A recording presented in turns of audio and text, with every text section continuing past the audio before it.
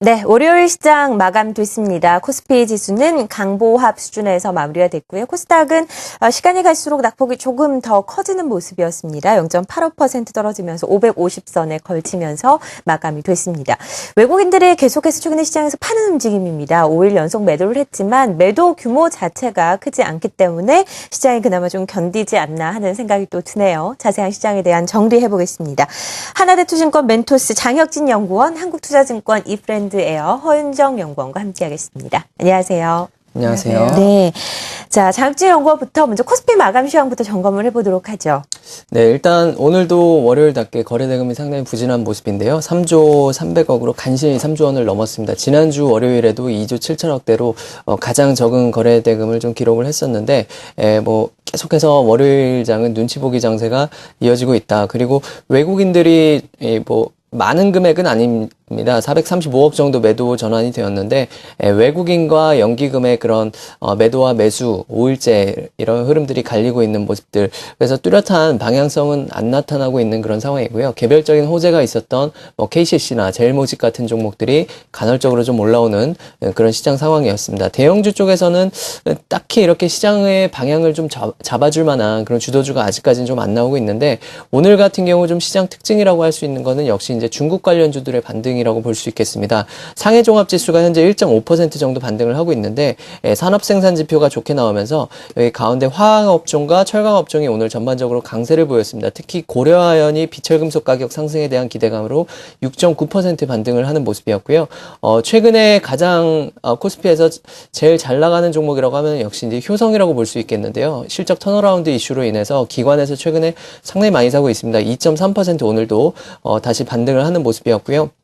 KCC 같은 경우도 호실적을 발표로 하면서 오늘 5.5% 반등을 하는 모습이었습니다. 업종별로 움직이지는 않지만 개별적으로 실적이 되는 종목들은 기관에서 얼마든지 업종이나 업황과 상관없이 이런 단기 베팅이 일어나는 것들을 좀 보실 수 있겠다라고 보실 수 있겠고요. 포스코와 현대해철, 현대하이스코 같은 종목들이 1%에서 2% 사이의 반등세를 이어갔습니다.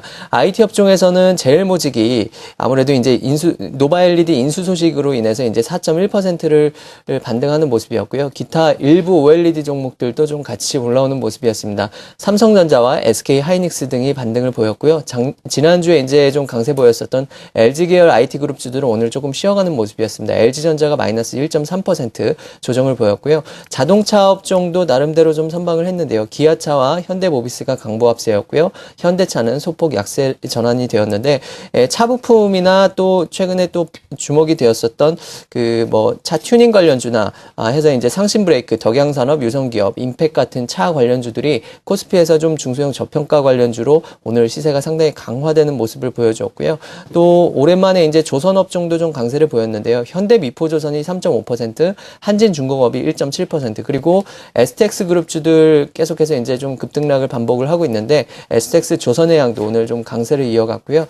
뚜렷하게 그렇지만 중국 관련주들, 특히 이제 화학과 철강, 기계업종들이 반등을 했지만 이쪽이 주도주라고 보기에는 여전히 좀 부족한 부분들이 많아서 시장은 좀 눈치 보기 장세로 오늘도 마감이 되었다라고 요약을 해볼 수 있을 것 같습니다. 네, 특징적인 종목들을 제외하고는 시장에 큰 변화가 없었습니다. 효성, 고려아연, 제일모직 같은 그런 종목들이 뉴스가 함께 있었기 때문에 수급에 좀 순환이 들어왔던 것 같고요. 코스닥 시장은 어떻게 마감됐습니까? 네, 코스닥 시장 오늘 장중 내내 분위기 좋지 못했습니다.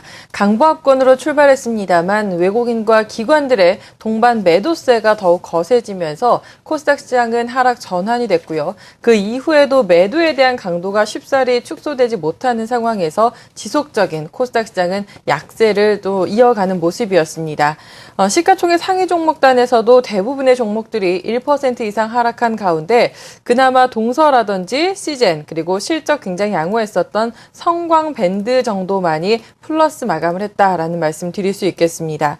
전체적인 수급 자체는 말씀을 드린 것처럼 외국인과 기관들의 동반 매도가 함께 발생을 했고요. 특히 최근 꾸준하게 매수에 대한 연속성을 보여줬었던 연기금마저도 오늘장에서는 좀 매도로 돌아서는 모습이 일부 나타났습니다. 업종별로는 전력 수급난 우려에 따라서 스마트 그리드 관련된 종목들이 오전장에서 조금 반짝 강세 흐름을 보이는 모습이었고요. 이 밖에 유아용품 관련된 종목들은 중국의 1가구 1자녀 정책의 변화가 나타나면서 수혜에 대한 기대감이 연일 반영되는 모습이었습니다. 이 밖에 특징적인 종목을 좀 정리해드려보면 인터플렉스 오늘 많이 우려 있으셨을 것 같습니다. 네. 10.3% 정도 하락 마감을 했는데요. 일단 금요일에 유상증자에 대한 발표가 있었습니다. 240만 주 정도 규모, 금액으로 봤을 때에는 790억 원 이상에 달하는 굉장히 규모가 좀 크다라고 볼 수가 있겠습니다. 상장된 물량의 거의 10% 정도에 달하기 때문에 하락 출발을 했고요. 그 이후에도 낙폭을 좀 줄여내지 못한 채 두 자릿수대까지 지금 밀리는 모습이었습니다.